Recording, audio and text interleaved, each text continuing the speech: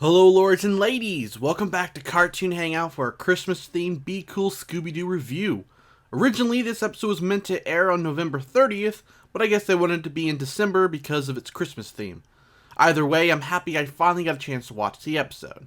So in this episode, Scary Christmas, the gang visit Rockwellville because Fred wants to solve a Christmas mystery, but all he gets is a pterodactyl.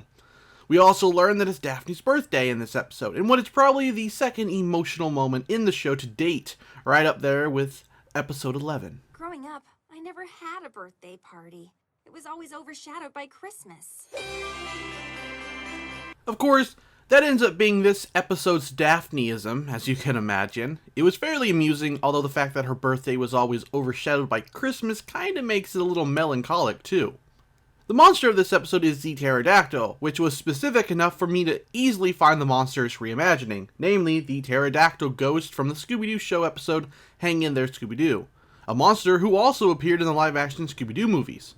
There's also the small chance the monster is a reimagining of the pterodactyl that appeared in the children's book Scooby-Doo and You, The Case of the Terrifying Pterodactyl, but I'm going to go out on a limb and say I doubt that.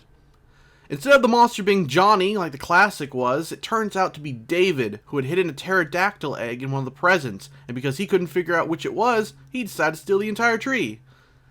Hands down, one of the most complicated plots for something as simple as stealing an egg. This was actually a fairly good episode with quite a few funny moments, such as Shaggy and Scooby-Doo running on a treadmill to power the Mystery Machine. So, Scoob, do you think these are the strangest events Velma's ever willingly participated in? The day is young. Or Fred scheduling when he'd have an epiphany, so some guy could shine a spotlight on him and play music. Where are we going? To save Christmas.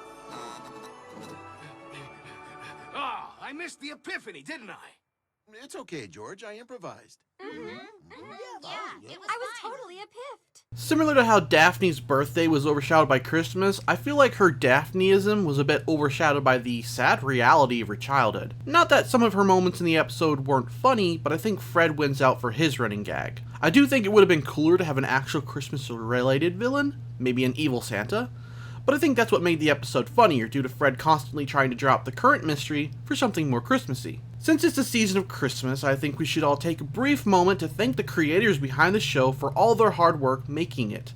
They got a lot of flack for the cartoon's different art style, but I think the show has turned out great and possibly changed quite a few minds, as I can personally attest to having witnessed. So thanks, Be Cool Scooby-Doo team. You guys and gals are doing a fantastic job. From all of us here at Cartoon Hangout, Merry Christmas and Happy Holidays.